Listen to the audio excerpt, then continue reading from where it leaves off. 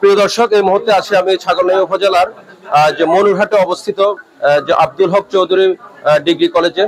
সেখানে কিন্তু সকাল থেকে এখানকার যে শিক্ষার্থীরা রয়েছেন, বিশেষ করে বৈষম্য বিরোধী যে ছাত্র আন্দোলনের শিক্ষার্থীরা ছিলেন, তারাই কিন্তু আজকে এই বিক্ষুব্ধ শিক্ষার্থীরা কিন্তু সকাল থেকে দুপুর পর্যন্ত বিক্ষোভ করছে যে তাদের একটাই দাবি, যেন এই কলেজের অধ্যক্ষ মাহতাব হোসেন প্রামাণিক যাকে বলা হয়, তিনি কিন্তু এই কলেজে যোগদানের পর থেকে কিন্তু শিক্ষা ব্যবস্থা থেকে শুরু করে কলেজের যাবতীয় বিষয়ে কিন্তু তিনি ক্ষতি সাধন করছেন। এখানকার শিক্ষার্থীরা আমাদেরকে যেটি জানিয়েছেন যে সাম্প্রতিক সময়ে যে হাসিনা সরকারের যে পদত্যাগের পূর্বে এবং পরে শিক্ষার্থীরা যে বৈষম্য আন্দোলন করেছিলেন, সেখানে কিন্তু এই কলেজের একজন শিক্ষার্থী কিন্তু শাহাদাত বরণ করেছিলেন এবং একাধিক কিন্তু শিক্ষার্থী জেলে কিন্তু অন্তরীণ ছিলেন। সেই যেসব শিক্ষার্থীরা জেলে বন্দী ছিলেন, তাদেরকে কিন্তু ছেড়ে আনার জন্য তাদের অভিভাবকরা এখানে এসেছিলেন যে প্রত্যয়ন পত্র দেওয়ার জন্য। এই অধ্যক্ষ কিন্তু প্রত্যয়ন পত্র দেননি। এছাড়াও যারা এই ছাত্র আন্দোলনে অংশগ্রহণ করেছিলেন, তাদেরকে গ্রেফতার করার জন্য পুলিশ সহ বিভিন্নভাবে সে সহযোগিতা করেছিল এদেরকে যেন গ্রেফতার করা হয়। এছাড়াও কিন্তু এখানকার শিক্ষার্থীরা আমাদেরকে যেটি জানিয়েছেন যে এই অধ্যক্ষের এখানে যোগদানের পর থেকে কিন্তু সে অর্থনৈতিকভাবে বিভিন্ন ক্ষেত্রে কিন্তু সে দুর্নীতি করে আসছে। এছাড়াও কিন্তু তারা এখানকার যারা নীতি নির্ধারক রয়েছেন কলেজের, তাদের বরাবর কিন্তু একাধিকবার জানিয়েছেন যে অধ্যক্ষকে যেন অতি দ্রুত এখান থেকে অপসারণ করা যায়। ইতিপূর্বে কিন্তু এখানকার যারা শিক্ষক রয়েছেন, শিক্ষকরাও কিন্তু একযোগে তার পদত্যাগের জন্য কিন্তু তাকে অবাঞ্ছিত ঘোষণা করেছেন এবং তারা একটি সময় নির্ধারণ করে দিয়েছেন যে এই নির্ধারিত সময়ের মধ্যে যদি এই অধ্যক্ষ স্বেচ্ছায় যদি সে পদত্যাগ করে চলে যায়, আমরা তাকে সুন্দরভাবে এখান থেকে বিদায় দেব। কিন্তু সে যদি নিজের স্বেচ্ছা যদি পদত্যাগ না করে, তাহলে কিন্তু আমরা এখান থেকে তাকে অবাঞ্ছিত ঘোষণা করব এবং সে কলঙ্কের বোঝা মাথা নিয়ে কিন্তু এখান থেকে বিদায় নিতে হবে। শিক্ষার্থীরা আরো আমাদেরকে জানিয়েছেন যে আজকে থেকে কিন্তু তাদের কর্মসূচি শুরু হয়েছে এবং আগামীকালও কিন্তু তাদের একটা কর্মসূচি আছে এবং আগামী মঙ্গলবারও কিন্তু একটি কর্মসূচি রয়েছে এবং তাদের একটাই দাবি, এক দফা এক দাবি যেটি আমাদেরকে বলেছেন, সেটি হচ্ছে এই অধ্যক্ষের পদত্যাগ হওয়া পর্যন্ত কিন্তু তারা এখান থেকে মাঠ ছাড়বেন না। এবং এছাড়াও কিন্তু এই অধ্যক্ষের বিরুদ্ধে নারী কেলেঙ্কারি থেকে শুরু করে অর্থ কেলেঙ্কারি এবং অন্যান্য এই কলেজের শিক্ষা ব্যবস্থাকে ধ্বংস করার জন্য যার সবচেয়ে বেশি ভূমিকা ছিল, সেই অধ্যক্ষের পদত্যাগের জন্য কিন্তু তারা একযোগে সকাল থেকে শিক্ষার্থীরা কিন্তু আন্দোলন চালিয়ে যাচ্ছেন। এবং এখানকার কিছু শিক্ষক যারা রয়েছেন, তারাও কিন্তু আমাদেরকে জানিয়েছেন যে তারা তাদের পক্ষ থেকে কিন্তু তাকে অবাঞ্ছিত ঘোষণা করেছেন। এখন কেবলমাত্র সময়ের দাবি, সে কিন্তু যে কোনো সময় এই শিক্ষা প্রতিষ্ঠান থেকে কিন্তু চলে যেতে বাধ্য হবে এবং যদি চলে যেতে না চায়, তাকে কিন্তু আমরা চলে যেতে বাধ্য করব এবং শেষ পর্যন্ত তাকে এখান থেকে কলঙ্কের বোঝা মাথায় নিয়ে যেতে হবে। শিক্ষার্থীরা আরো যেটি জানিয়েছেন যে তাদের একটা মসজিদের জন্য সকল শিক্ষার্থীদেরকে যে চাঁদা উত্তোলন করেছিলেন, সে উত্তোলিত চাঁদাও কিন্তু সে আত্মসাৎ করেছে।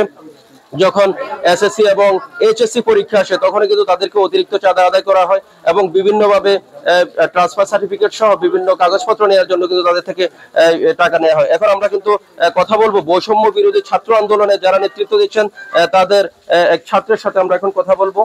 আজকে যে আপনারা আন্দোলন করছেন, এই আন্দোলনটা কেন করছেন? আমরা দুর্নীতিবাজ অধ্যক্ষের পদত্যাগের দাবিতে আন্দোলন করছি। আমরা দুর্নীতিবাজ অধ্যক্ষের পদত্যাগের দাবিতে আন্দোলন করছি। কি চান আপনারা?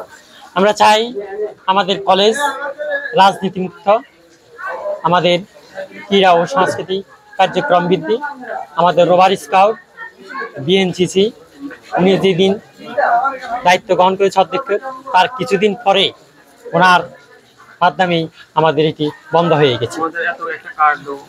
অত্যন্ত দুঃখের সাথে আজকে আরেকটি কথা বলতে চাই। আমি এই কলেজে 2019 সালে এসেছি। আমরা যখন ভর্তি হয়েছিলাম তখন আমাদের থেকে কলেজ আইডি কার্ড জন্য ফ্রি নেওয়া হয়েছে, কিন্তু অত্যন্ত দুঃখের সাথে আজকে আপনাদেরকে বলতে চাই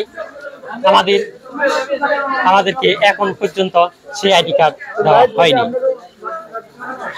আমরা আরো আপনাদের সাথে দুঃখের কথা বলতে চাই, ওনার ছত্র ছায়ায় এই কলেজের তৃতীয় চতুর্থ শ্রেণীর কিছু কর্মচারী যেই হেনস্থা করেছে এই কলেজের সর্বোচ্চ পর্যায়ের শিক্ষার্থীদেরকে, তা ভাষায় প্রকাশ করা মতো না।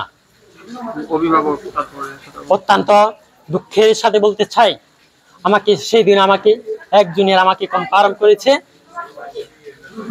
তিনি কলেজের টাকা অনলি মাত্র বকেয়া রাখার জন্য এসেছিলেন। কলেজের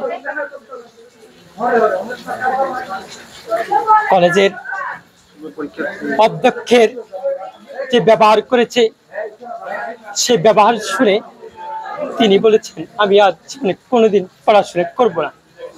সেদিন আমি কেঁদেছিলাম সেই ছোট্ট জুনিয়র ভাইয়ের জন্য। সেদিন কলেজের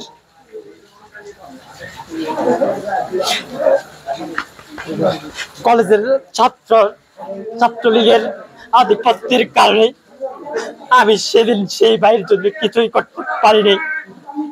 তিনি বললেন ভাই আমি আর জীবনে কোনোদিন পড়াশোনা করবো না।